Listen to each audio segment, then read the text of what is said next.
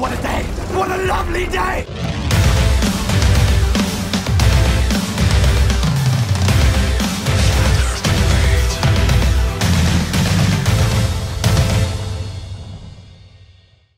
Welcome to Flat Earth Debate Uncut. I'm your host, Nathan Oakley, and if you are new to this, my second channel, then be sure to subscribe and hit the bell notification icon to keep up to date with all the Flat Earth Debate Uncut and after show goodness. If you'd like to support this channel, then there is a super chat that runs alongside each of these shows while they premiere, and there's also a PayPal and crypto link in the info box below this video.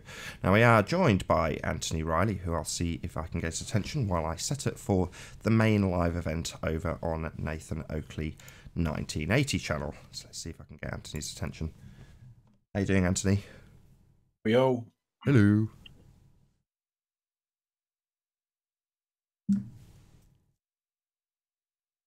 Yeah, there's definitely a pattern with the apparent uprise in apparent popularity of people like Simon Dan, Conspiracy Cats, Wolfie 6020. It won't be long before. I mean, look at Miles Davis. He's on the fucking rise. What the fuck's going on? What do you mean on a rise? Oh, subscribers. Yeah, if you go to Wolfie 6020's channel, look at his most popular videos, and look at the figures for them. Nah. I learned a long time ago that if you start comparing yourself to other YouTubers, it's just a road to being depressed about how unsuccessful you are. I'm not comparing myself. I'm comparing them to each other. Well, quite right. Well, that's what Tim Osman did. So Tim Osman was comparing himself to Simon Dan, and I believe it was even Wolfie 6020. And as Alan pointed out, he was a bit down in the dumps and a bit pissed off about it. It's like, well, look, I'm out there doing this, and I have been for a while, and then suddenly these guys with their crap arguments come along and suddenly are rocketed to fame. And he's half making the assertion that they're faking it, but he also doesn't know, same as us, he's got no way of actually physically proving that. He can make assertions and, well, not even assertions, hints that that's the case. But like I say, I don't care. You know, I'm genuinely as selfish as it sounds, only interested in what my subscriber count's doing. You know, I mean, I'm not saying don't discuss it. I'm just saying, let me put it into from a context personal for point you. of view. You may not realise the scale here. Wolfie's video 3 weeks ago that was entitled "This Flat Earther Owes Me 100 Grand." 4.3 million viewers, apparently. Okie dokie. Come on, man. That's not normal growth, right? What the fuck? This is not just Simon Dan buying subs. This is somewhat coerted by YouTube to promote these people, right? We had Simon Dan with a video debunking a guy who'd made a flat earth claim based on a gate. Do you remember? Yeah. Right. Well, that has outperformed, you know, that Vice interview that I did with a professional film crew on location. You know what I mean? So okay, if you want to believe that. 4.3 million views in 3 weeks. Let's see who's the biggest artist at the minute. We've done all this though. We're just repeating ourselves, but for Wolfie rather than Simon Dan, because Leeds Rules did exactly this. So did I, and I just never published mine. Simon Dan, come on, think of give me a popular band at the minute. At the minute, Ariana Grande. Okay. Ariana Grande. Okay. Ariana Grande, her most recent video. How do I do this now? All videos.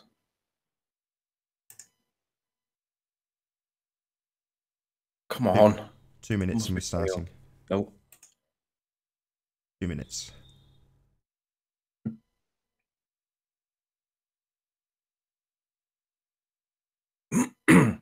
We got the back door open.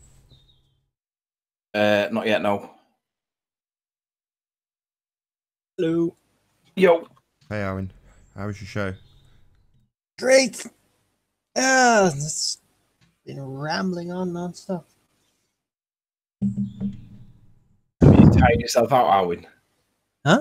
Have you tired yourself out? No. Oh, damn. You need to have a 2 hour show then. So, Ariana Grande. This is the warm-up for me. Look, I use the show because I can just have my say without constantly being interrupted or whine about certain details, and I can talk about whatever I freaking like. So it's useful for that, and I'm not as impulsive anymore to constantly interrupt. Jose! So What's happening? How you I doing? saw you on Dell's last night, and I saw your massive fucking smile when that woman started saying, "I've seen your video, Jose." Yeah, right. I just saw this big, massive fucking smile, and Jose smirking away in the background. Indeed, man. That's cool. Dell was getting hammered, wasn't he, with all the trolls? Yeah, he was pissed. He was pissed.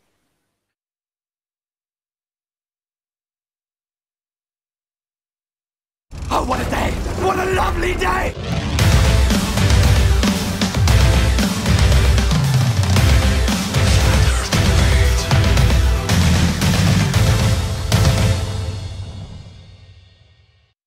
Welcome to Flat Earth Debate. I'm your host, Nathan Oakley, and if you are new to this channel, or you've not done so already, be sure to subscribe and hit the bell notification icon to keep up to date with the Flat Earth Debate. If you would like to support this channel, there is a super chat that runs alongside each of these shows while they're live, and there's also a PayPal and crypto link in the info box below this video. Most importantly, if you would like to join the discussion, simply mute the page you are currently watching, then click the link in the info box below this video to join the panel and express your views on the shape of the Earth. If you do join, please don't swear. If you do, you'll be ejected, and if you are, please don't try to rejoin the stream using stock accounts. You'll be warmly welcomed back on the next stream. Please also share the show. Sharing the show obviously increases the live audience, but this in turn increases the chances of a more diverse panel, so please share the show on social media. And one last time, if you're new to the channel or you've not done so already, be sure to subscribe and hit the bell notification icon to keep up to date with the Flat Earth Debate. Now we are joined by The Plain Truth, Sleeping Warrior, Jose, Chocolate Saying, and Arwin. Good to have you all. good afternoon. Hello, hello, hello. Morning. What? Good morning, gentlemen. Good morning, good morning. Excuse me, frog in my throat. So just before we went live, you were discussing Dell's show. I didn't quite catch the gist because I was pressing buttons and setting stuff up. So what was the score with Jose? Were you in on there, did you, Jose? You were on Dell's show. Yeah, I jumped in for a few minutes. West Coast Wisdom, if I'm not mistaken, a lady, she jumped in the show. They were chatting about something, and I said, like, let me just jump in the show to say hi or whatever. Maybe they'll have seen my video and he want to talk about it. I didn't want to bring it up. As soon as I joined West Coast, the lady, she go like, hey, Jose, I seen your video, and it's awesome, it's fantastic, and this, and she was giving me all the props, and I had the biggest smile on the thing. And they're like, I don't know what you guys talking about. Like, what is going on here? So I broke it down for him, and he was cool with it. He said, like, exactly, it's optics, You cherry pick the location. If you do it right, you're gonna get all these weird effects, All I'm going to say, Jose, is the minute she said your name, I saw this big, massive, smiling Chester cat in the background, and I thought, Jose. Yes, indeed. Do you refer to you by your full name, Soundly Slayer? No. What they did do was they referred to Miles the Liar Davis as Miles the Liar Davis. So shout out Yes, to she did, yeah. shout out to the fact that people's nicknames are being spread, because Miles is a liar. He really, really does tell big, massive pig lies. Yeah, I'm sure we'll Yeah. get to a bit more Miles Davis in due course, as he seems to have Tourette's in terms of his video publishing. Same thing over and over again.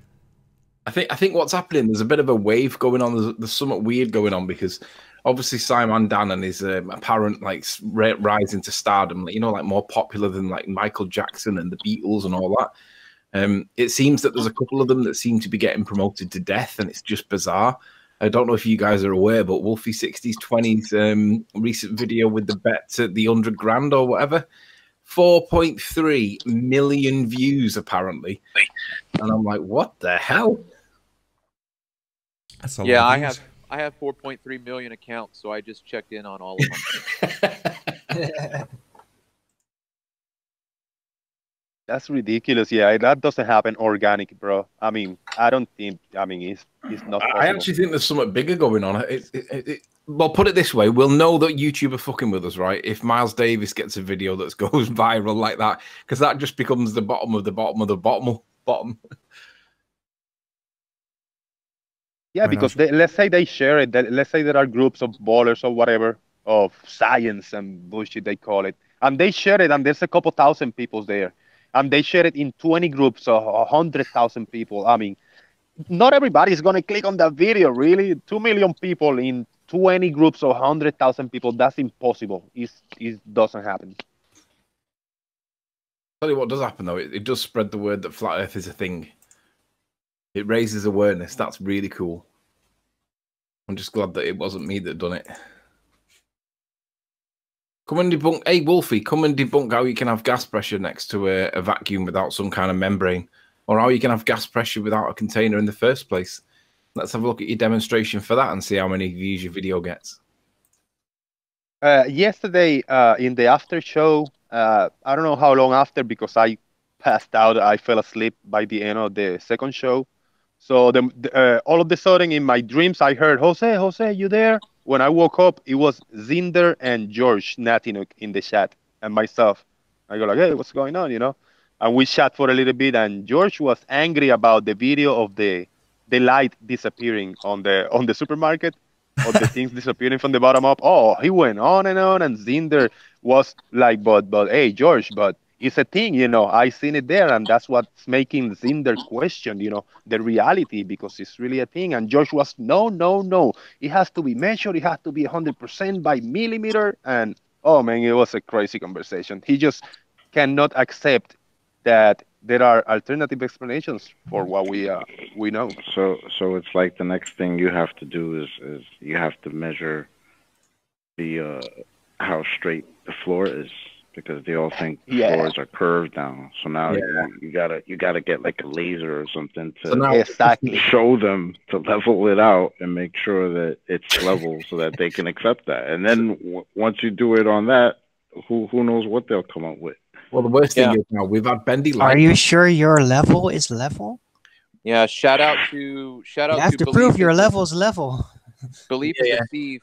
Belief is a thief responded to my video and said, yeah, those guys aren't going to spend that much money making sure the floor is level. So nice try. Yeah, well, right. We had Bendy Light, then we had Bendy Water. And are you really telling me that we've now got Bendy Floors? Come on, what kind of world are we living in? Is there not on straight in this world? Come on. If we ever try to show an example of something happening that they claim is caused by Earth curve, they're going to claim it's caused by Earth curve. Doesn't matter what it is. So it's the same analogy. Them saying the floor's bending is the same as them saying the Earth is bending. It's no different. It's excellent, in fact. It highlights how deluded they actually are. Everything is conforming to this type of obstruction.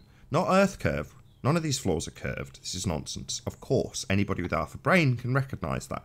Generally speaking, floors are pretty flat.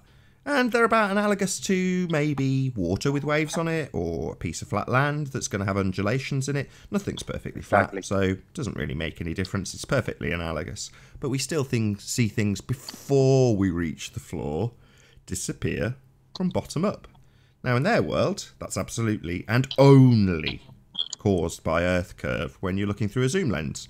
So when you look through an iPhone lens, the cognitive dissonance kicks in. It's got to be the floor bending. No, sorry. Everything is curvature. Everything's curvature, exactly. What's going on is they don't accept that they don't gonna take that things disappear from the bottom up in a flat surface. The same thing that they do not accept that compression in the long distance, you know, in the bottom of the things is a thing also. Even though it's been proven, it's been evidence, and we can repeat this many times, they don't accept it because it's in any citation, in any optics book, you know. So here's the thing, right? We've got Conspiracy Cats that's now reciting ranty rant stuff, and not only misrepresenting it, he's actually claiming that ranty stuff that proves that there's optics going on, whatever the optics are. He's reciting it and rewashing it and claiming that he's got ball earth proof, and he's totally misrepresenting what's being presented. Ranty's not trying to show that the Earth's curving, you moron.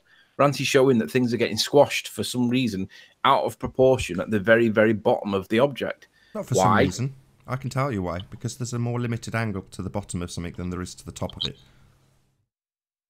And then Dawn Treader says in chat, it's reflection blur. I've told Jose this. Well, yeah, it might be reflection, but how do you have a reflection on a curved surface? Conspiracy Cats tried to demonstrate that one, and he failed miserably, but still thinks that light follows curved paths. What a moron. You guys are stupid. You're thick. It's embarrassing. Not going to be long before you guys realise and everybody else start following suit. But there's going to be the few diehards that stick it to the very, very bitter end, and we're going to be sat there smiling because you guys are stupid. Medium transitionless refraction does not bend light. It diffuses it.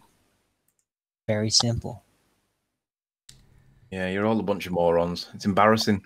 So come on, someone demonstrate how we can have the gas pressure without a container in the first place. And we don't want to hear the explanation about gravity because we all know that you can't prove a little bit of bending in space-time, right?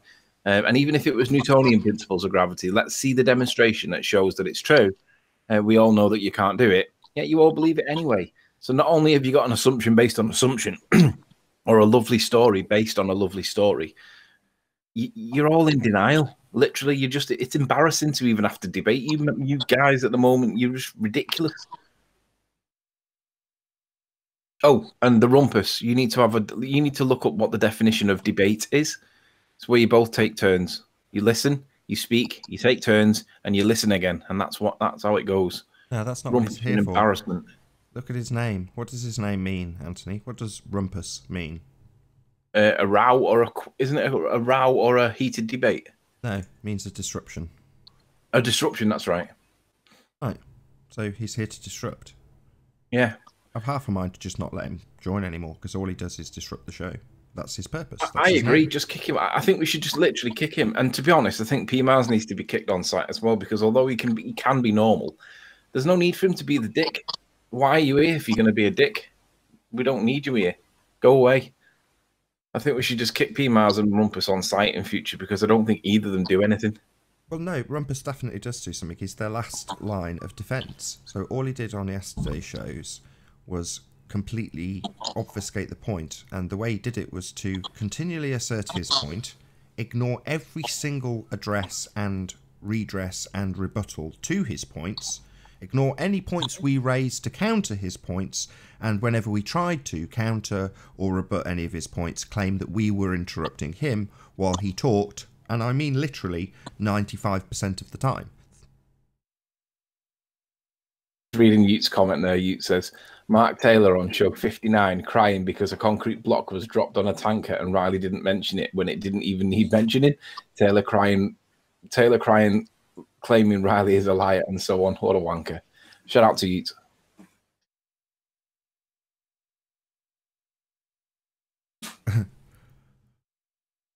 Yeah. I think what we need to do, Nathan. Last line of defence, that's what I'd describe him as. You know, we're hammering this point home at the moment that using whole numbers, feet and inches, meters, is the way of taking you out of a perspective view. You know, a 10-foot wall's a 10-foot wall regardless of the distance. It's always going to remain at that absolute size, and that's what they do. They keep things at absolute sizes and make their reference to those absolute sizes. And then the effect that you actually see of things getting smaller in the distance, perspective, they then call curvature. That's the trick. And when they represent it graphically, they put you in a side view. So you see the side of the person who's taking the picture's head, along with the thing they're taking a picture of, on the left and right-hand side of the image. So you have an orthographic representation. Whole numbers and an orthographic representation. You don't even have to present the orthographic representation. You can just misrepresent it with the whole numbers. So that's what they do. You'll see this mountain is this number of meters. This mountain is this number of feet. It's like, oh, really? Well, what about the comparison to the things around it? Because the comparison is done in relative sizes, angular sizes, not in whole numbers. Because in relative terms, a 10-foot wall is not 10 foot when you get further away from it. Its angular size, the relative size in relation to other things in the frame of that picture, will change with distance. It will get smaller. But they ignore that. They use the whole numbers, and that's how that's how the magic trick works. That is the magic trick. So last line of defense to us hammering that point home is for Rumpus to come in and just reassert his points over and over again, that you don't need to account for perspective. And if you're going to draw this, are you telling me you can't draw it with the person that's taking the opposite? Yes, you can, but it's not representative of reality. It's only half the job, as Adam Meakin put it. It's only doing half the maths. It's only accounting for where things should be on the ball. It then ignores how you've actually taken the picture, the perspective and relative sizes of things. I don't know who's feeding back, but somebody's got their speakers up a bit too loud. Usually Travis. Autographic view are... It's not me. I'm just sitting on my couch, yo. Could be It's Anthony. always you that feeds back. It could be Autographic view is destined to not be used for a viewing function. It's only to get actual sizes for oversight assistance. It's not meant to be used as a foundation to calculate sight. It's very simple. It's not that's not what it was made for. So every time they do this, they just abuse something. It's ridiculous. Nathan, I want to present something if you don't mind. Yeah, go ahead. Somebody told me, I can't remember who it was, but somebody told me that there was it was Adam Meakin. Adam Meakin told me that there was an interesting comment made by Conspiracy Cats. And what I'm going to do, I'm going to find the video before I share it because I can't remember where it is. Come on. I think this is it. No, it's not that one. I should have got this video ready beforehand, shouldn't I? I'll come back to you in a minute. Ah, there it is. I was just trying to figure out who's causing the feedback. I think it might have been Travis. Sorry, Travis, it might have been you. Just turn your phone down. I'm muted, guys. I was muted. I muted you. I don't. Anyway, it's not that important. It was only a small irritation in sound. A bit like PMAS. Right, so, Conspiracy Cats. Are we on? No. Yes. Conspiracy Cats, talking to you, my friend. You said in the hangout that you did with the debate with Thrive, you said that you and I were planning on going up to St. Bees to do the observation of the Isle of Man lighthouse. And you said that if we were able to repeat it, then you would... I don't know what you actually said, but it was just waffle. I know that you're not going to do whatever it was that you said. But here's the thing. I'm going to just play this while I talk through it. So this is taken from the car park, which is only about 35, maybe 40 feet, depending on the height of the tide. And in the corner of the car park, there's a little post that I just put my camera on, basically to give it some kind of stability so I don't get a ranty horizon. And I can zoom in right up to the lighthouse, and I can see it. Now, at this height, the height's about 35 feet, right? The distance is 31 miles. So if you do your little curvature calculator, you will see that 35 feet over 31 miles, there ain't no hell chance that this is likely to be seen. You cannot see it. Now, the problem is, I'll try and pause it at the relevant point, but the problem is that when I took the original picture, there it is, from the top of the hill, Conspiracy Cats, I was able, this is the composite that Ranty took. Now, there was massive arguments about what the elevation was, the actual elevation, and it turns out it was about 100 feet. At the absolute worst, 115 feet above actual water. And even then, you only just about brought back the tippy tops of the roof tiles. But that was enough for them to claim that this was explained. So basically, the challenge was go down and get it from lower down. Now, if it's supposed to be a sphere, the observer height is really, really, really important because you can't get these things because of the curve. Now, from 100 odd feet, this is what I actually got at the top. But when I came down to the bottom and I got onto the car park, which you've just seen me taking the picture from, we're able to see this image. And I'm going to pause it on screen because you can see that there's this little island, this little village, and that represents this village here. And then you can see the lighthouse, and there's a little bit of a difference in the distance because I'm parallaxed a little bit. There's the lighthouse. It's the exact same picture. Okay, the weather's slightly different. But the point is it's the same image. We're seeing the same amount of this bandedness underneath it. And you can see there even looks like there's a little bit of sky on that somehow. But my point is that we see the lighthouse. and it's about the same size as what it was the last time I saw it. And it just requires a really good visibility day. Now, you don't always get really good visibility. Trust me, I've spent a lot of time there, and it doesn't always come across. Most of the time, I can't even see any of the island, let alone most of it. But how is it possible that we can see that much of the lighthouse from at the top of the hill, which we should only see the roof tiles at the worst, exact worst moment? The roof tiles is all we should see, but how is it we can see that? But then from much lower down, at about 30 feet, we can see that. If observer height is so critical, how is that possible? So what I'll do is I'll just play the... I'll keep the clip. I know your questions are rhetorical or aimed at conspiracy cats, but I'm going to answer them. So we see it because it's there. There it is. We see it. There is no explanation required, so there's no need to ask the question. I know you're going to get into the maths, but what we should or should not see is not based on the maths. The begging the question proof of nothing perspective hijacking curve calculator that automatically assumes we're on a ball says we should or should not see. That's nonsense. That's the first point. Second point is these values, the one in highlight by Anthony, 65 meters, is a value we do not get to see. We get to see things in relative sizes based on their angles. So by using these numbers, we are essentially inside elevation, orthographic view, whatever you want to call it, 90 degrees adjacent. So to get these numbers, you need to see Anthony's head and the lighthouse in the same frame, which is not what we are looking at. This is how they have done the trick in the first place, to hijack perspective and call it curvature. Place you 90 degrees and give you whole numbers.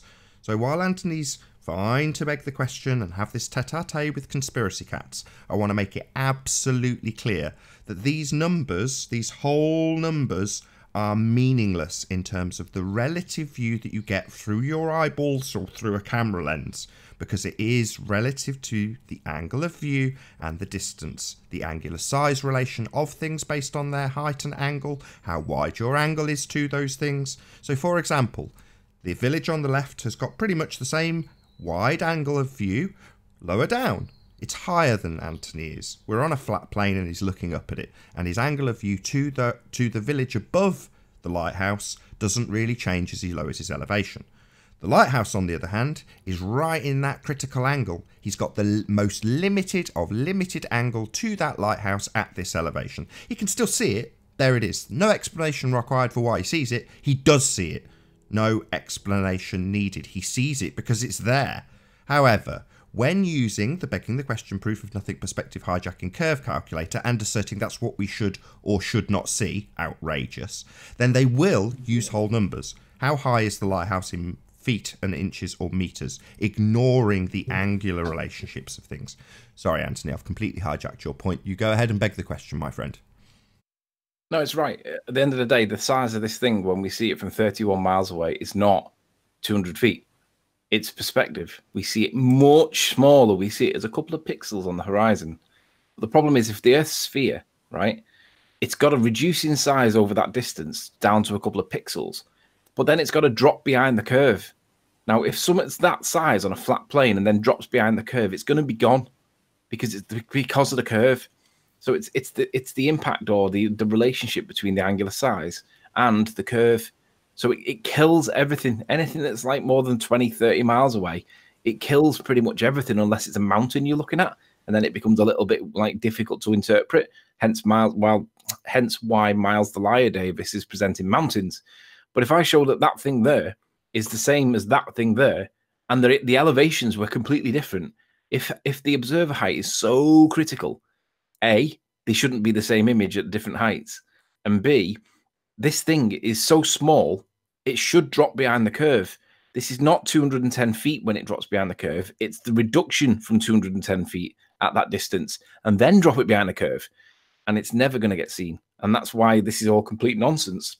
And it's difficult to portray it because unless you understand it and you've been through the battles that we've had on this Isle of Man stuff, it's difficult to portray it.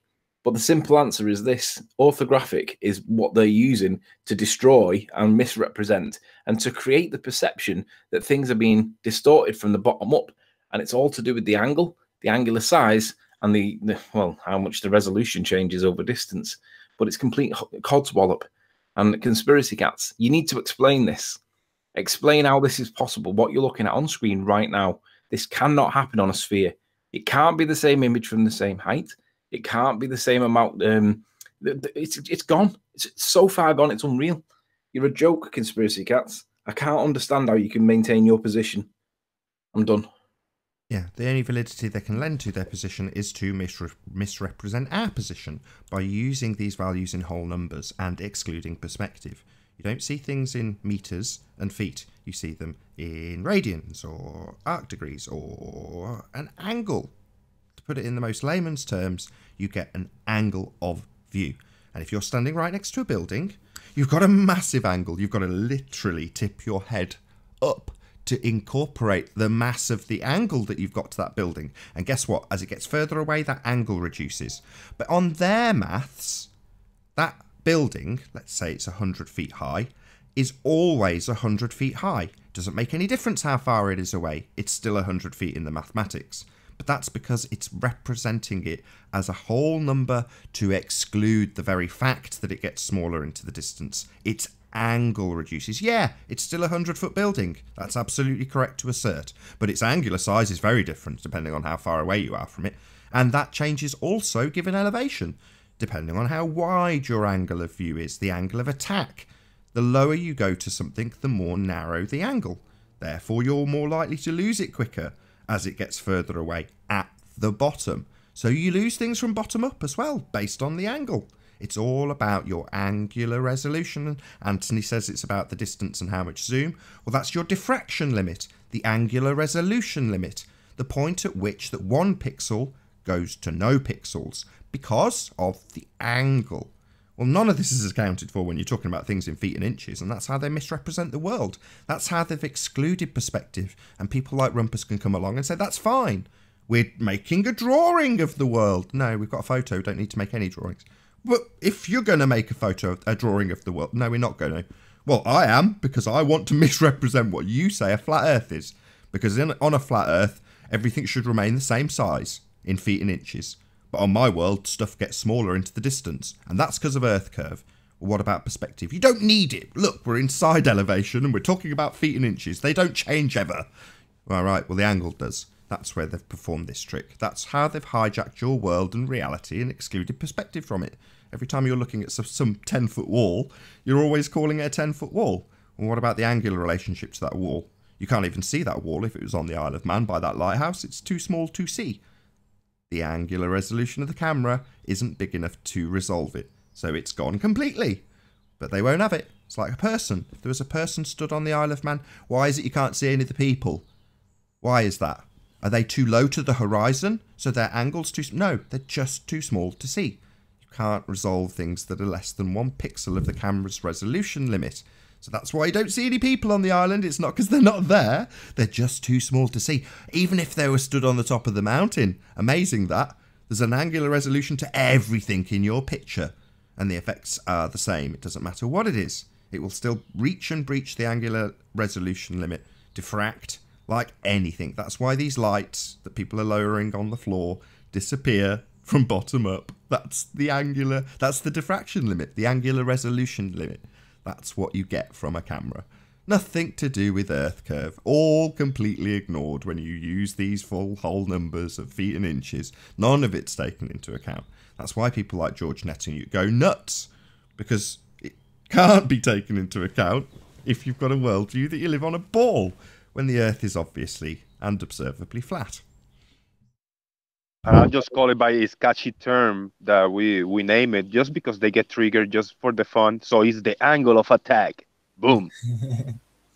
Nathan, can I give a Rumpus response? It'll take just 1 minute. Going. Go ahead. Right. Nathan, you're an utter moron. You don't understand perspective. You don't know how the calculations work. You're making a fool of yourself.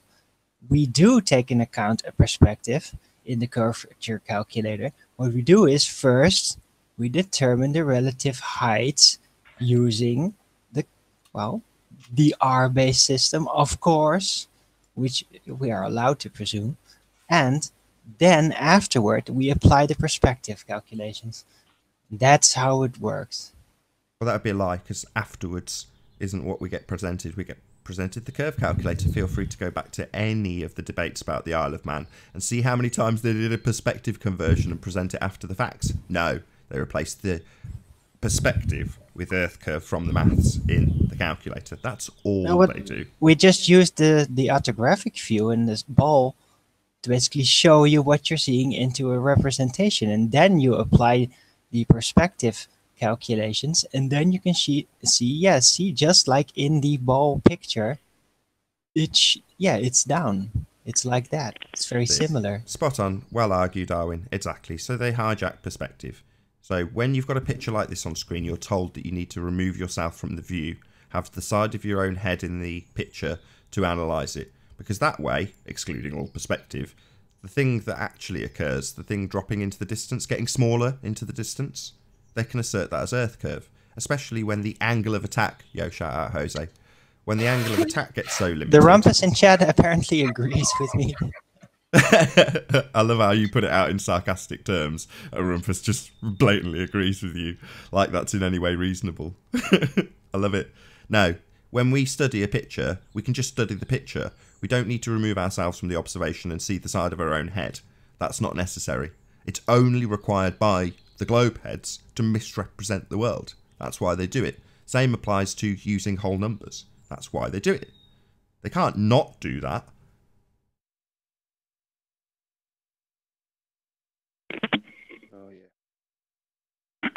So apparently, you by the balls.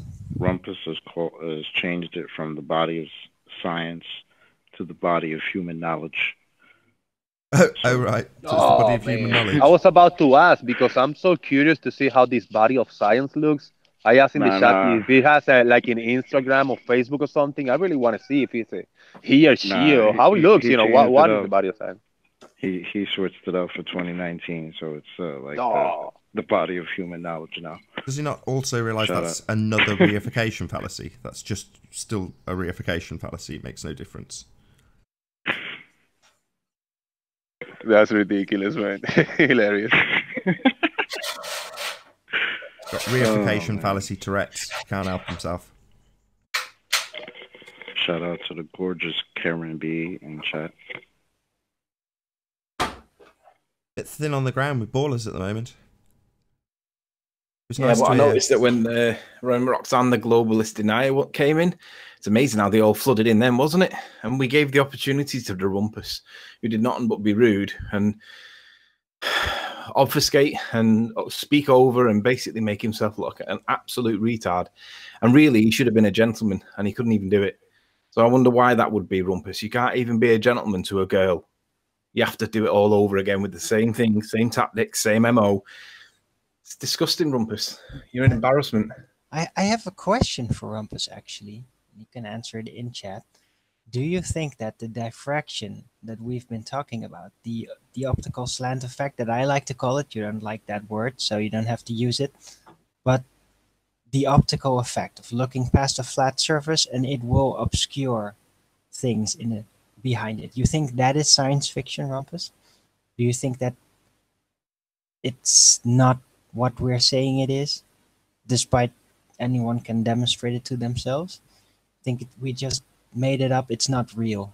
Do you think that? Well, the Rumpus answers, I want to give a shout out to Musician for Truth. He joins the show every once in a while. He's very quiet when he joins the show. He called to the Hori Shit Show. I think it was last night or the night before. And he's working in a project on a presentation for the Riley's criteria and the Aries diffraction and all this stuff. So he's very interested in this. He's been working for a little while, and he's almost ready to make a video and a presentation on it. So I'm looking forward to see it. Cool. Rumpus says that we made it all up and we don't know what diffraction is. So enlighten us. What is diffraction?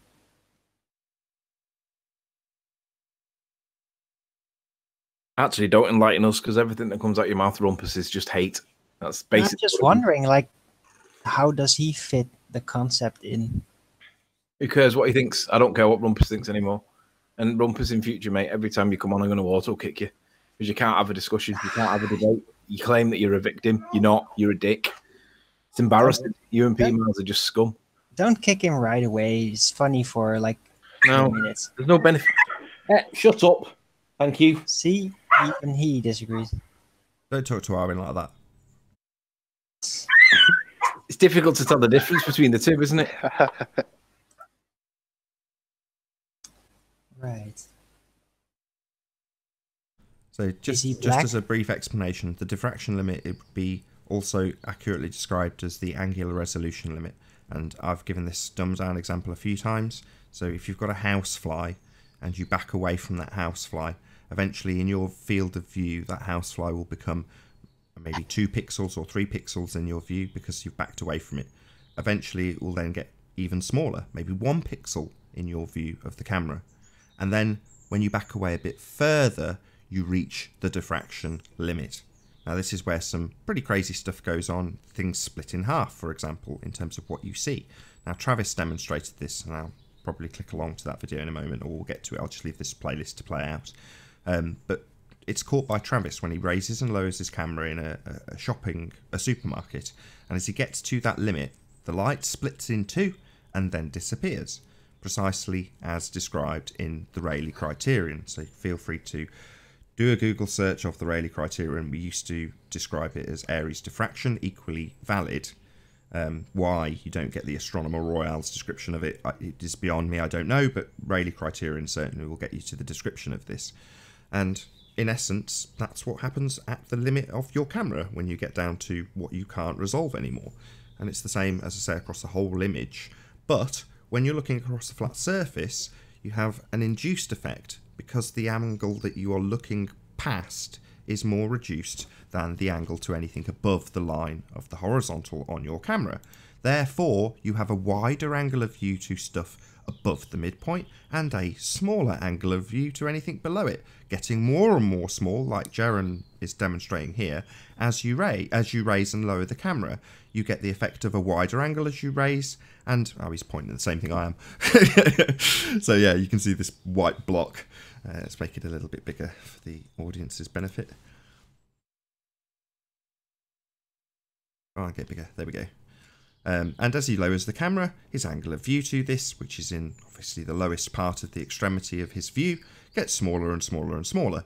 Now he's doing this with an iPhone, and because the iPhone's got a much smaller hole for the light to go through, you get this effect much quicker over a much shorter distance. Now we're normally seeing this effect, you can see it getting squashed, getting smaller as he lowers the camera, and then eventually disappearing completely as he gets to the bottom.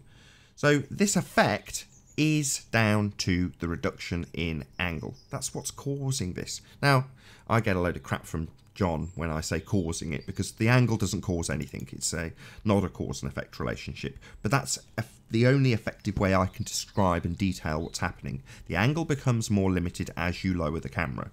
Therefore, things get more squashed. It's the same effect as pushing something out into the distance further.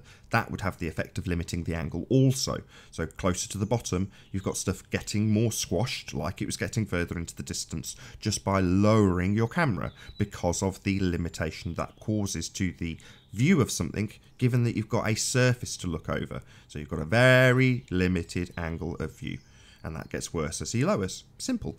They won't accept this. George Netting will never accept this in a million billion years, because it defies what he expects. He expects that what happens as you raise and lower is the curve of the Earth is less in the way. Well, no, that presupposition of an Earth curve using a radius value that you insert and then represent the world in a side elevation or an orthographic view to use whole numbers, that's not our world. This is real world. It's just recordings from an iPhone. It's about as real world as you can get. When next time you see a audience member, next time you see a representation with a side elevation and you can see the side of the person taking the picture's head, then ask the person who's presenting the evidence, undoubtedly a globe head, where's this person's head in the picture? So this, for example, where's Jaren's head? Well, you can't see it. Obviously, he's taking the picture. Same with the camera. Why can't we see the camera? Well, because it's taking the picture. But every single time they misrepresent it and say, well, this thing in the distance is 3 foot high and blah, blah, blah, blah, blah, you'll see the side of Jaren's head taking the picture. And then it'll be represented in meters and feet, and you won't get any of the angular relationships from that information. That's how they misrepresent it.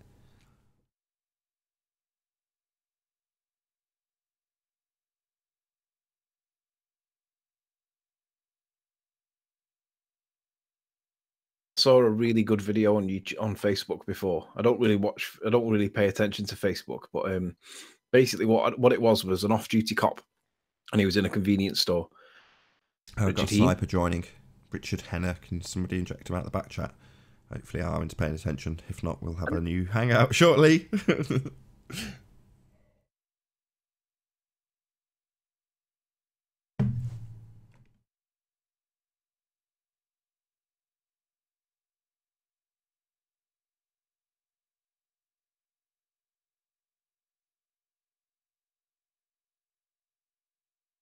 A protracted silence, and there they go. You're still good? Nah, Sniper's got half the show. I'm gonna have to republish the hangout link, I'm afraid, guys. So it's a bye-bye from me for a few minutes. Welcome to the show. Hopefully this will just be the work of but a moment for the audience members. My apologies for the slight delay, and I do mean slight. Clearly something we were saying was displeasing somebody. Excellent stuff.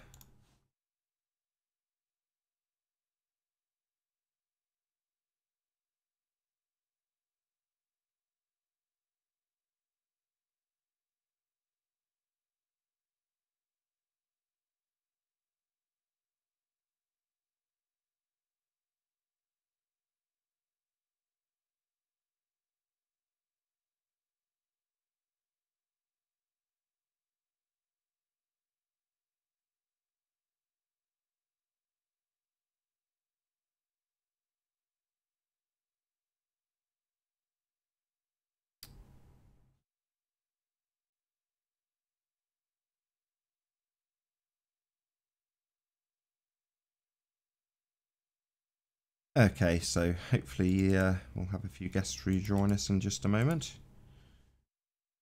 Publish the link out in Skype if you're watching this and you are listening to the show on the actual feed. I've just stuck the link out in Skype, so hopefully we'll get a few people join us.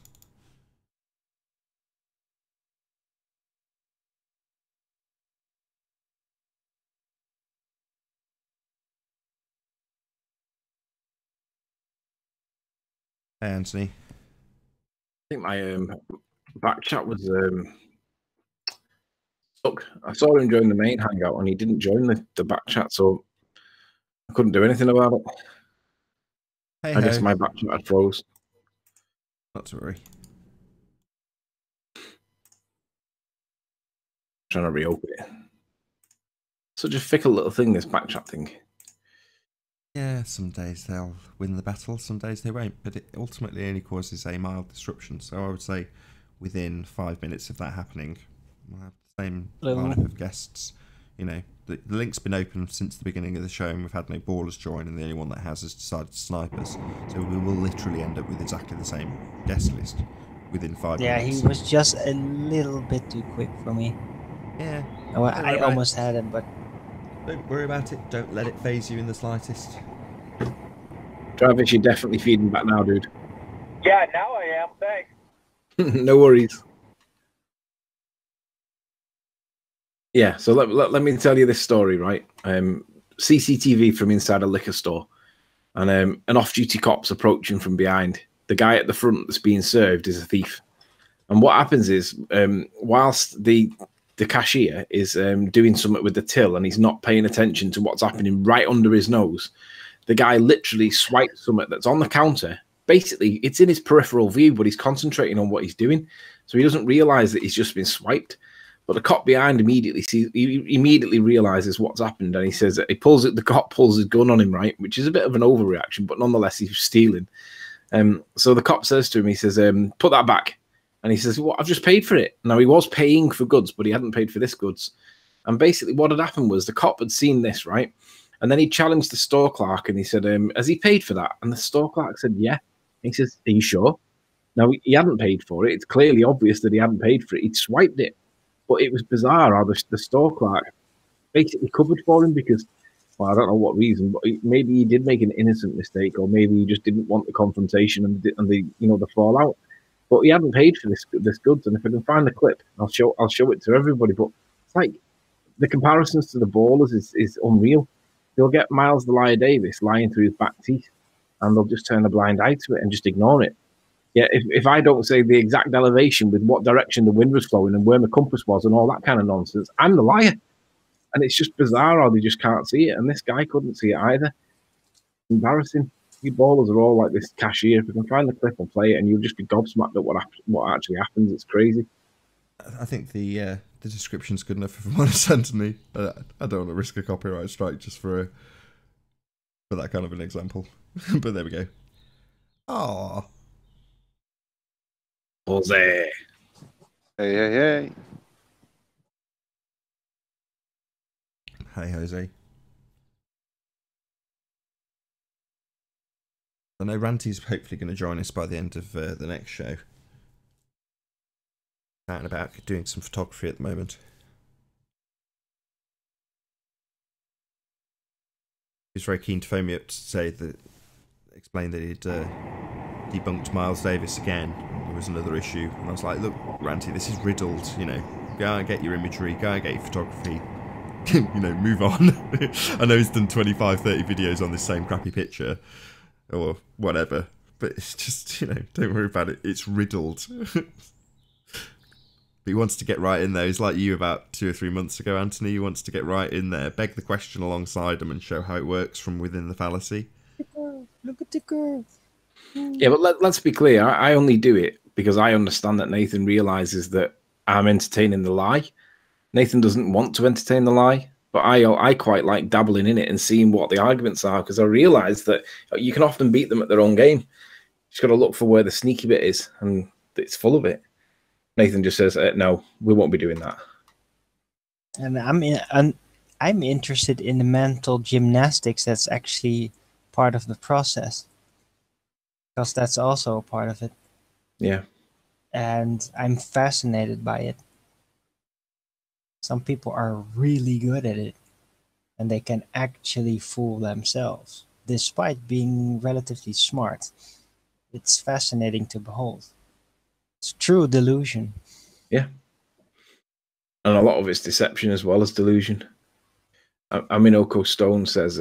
deception is part of the strategy, but that is not part of their delusion. Their delusion is what keeps them on track and what keeps providing them the energy to persist, to keep on going. But the deception is, yeah, they go anywhere. They feel like they are allowed to do anything to accomplish their goals, to make people believe, to prove it. To prove it is basically for them to make people believe. I mean, Oko Stone says, Sleeping Warrior, just for your information, when you say ballers, you are referring to the rest of humanity. Everyone except a silly bunch of fundamentalists. Nice to be alone, eh? Actually, no. I'm referring to the dickheads in this chat that claim to be a ball earther. Because all the real ball earthers are wandering around aimlessly in their world, oblivious to the fact that this discussion even exists. Yet, you guys think that you're the majority. No. There's only a handful of you morons that are in here that are trying to control the show. But we realise that you're trying to control the show. Oh, by the way, shout out to Speaker's Corner in London. Apparently on the, I think it's on the last Sunday of every month. Might be wrong, don't shoot me. They have the Speaker's Corner. I think it's every Sunday. I'm not entirely sure, but I know there's a group of flat earthers on the way down there right now to rally their troops up in and around the Speaker's Corner. So shout out to those that are doing that. Can't wait to watch that live hangout. Woohoo!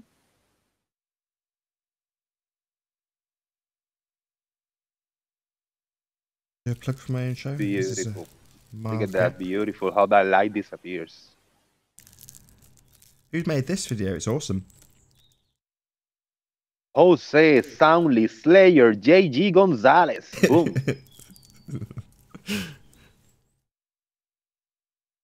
Yours was the original and best, Jose, but unfortunately, Travis did it better than you.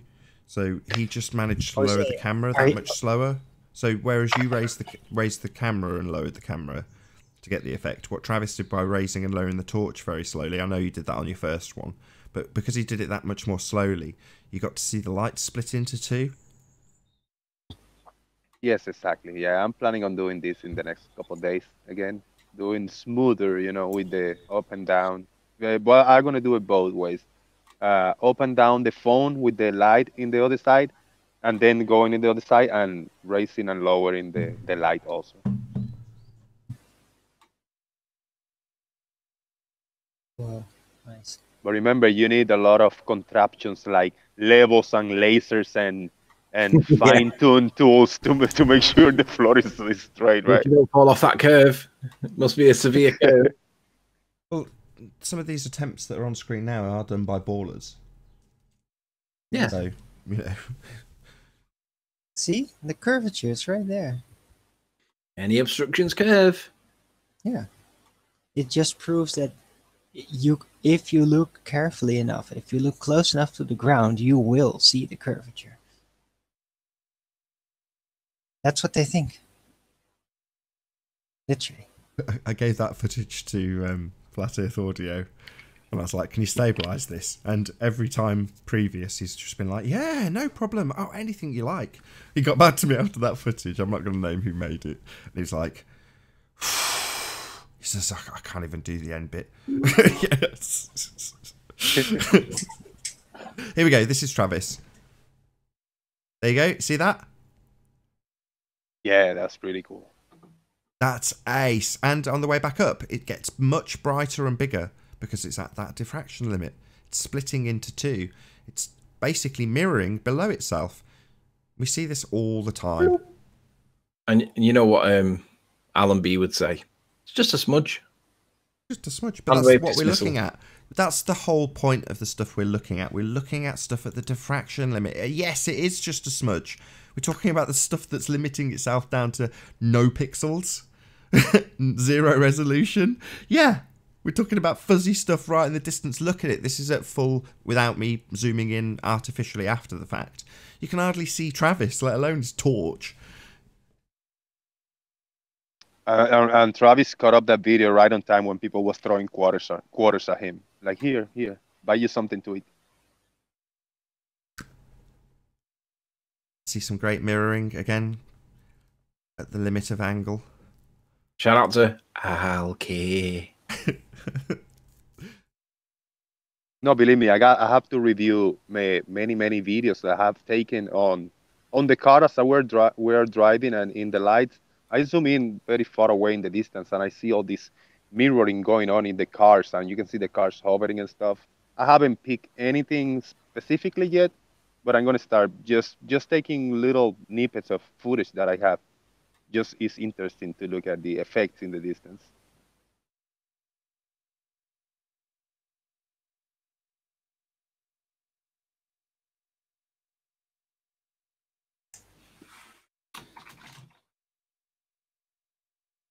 It's a little gap after the show ends in case you joined late.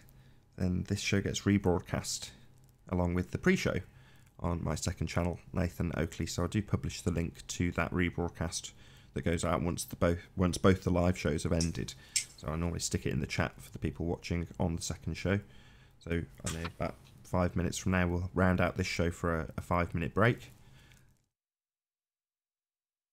So you look at the lights on the ceiling on the roof. I mean, as they appear to go down, and then the floor appears to go up. It's just not long distance enough. But if it was a longer distance, the light would just disappears at the end in the line where they meet. You know, pretty cool. Pure perspective. This was the first one. This was the first demo you did. You were the first to do this. I remember my heart skipping a little beat when I saw this for the first time because I watched it and it's a good few minutes. I'm not sure if I sped this up or not, but it's hard to see what's going on. And you mislead the audience. So you walk down a few paces and then lift your trouser leg. And at the time, we'd been discussing people's shoes disappearing. So my mind was led to think that you're going to walk down there and just walk back again. So when you got down there, I was like, what's he doing with his phone? And then when the light disappeared, I was like, oh, that's so ace.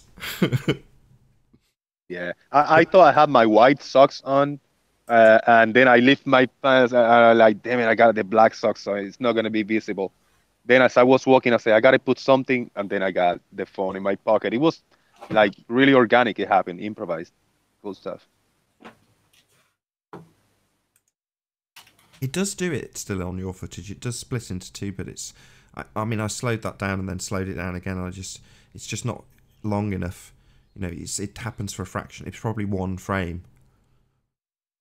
It Yeah, gets that much brighter. But you couldn't. Whereas when I slowed down, it did it then. But when I did it on Travis's, you could really see it splitting into two lights and then disappearing. And then when it comes back up again, you get two lights, and then it goes back into one, and then it goes up.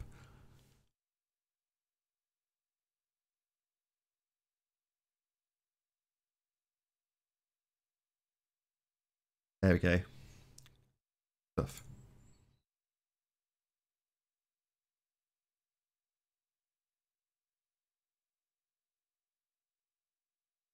Very, very cool. Loads of people did them though. I seem to remember a few people doing similar observations. Well, that's what this playlist is. You know, it's all of the people's material.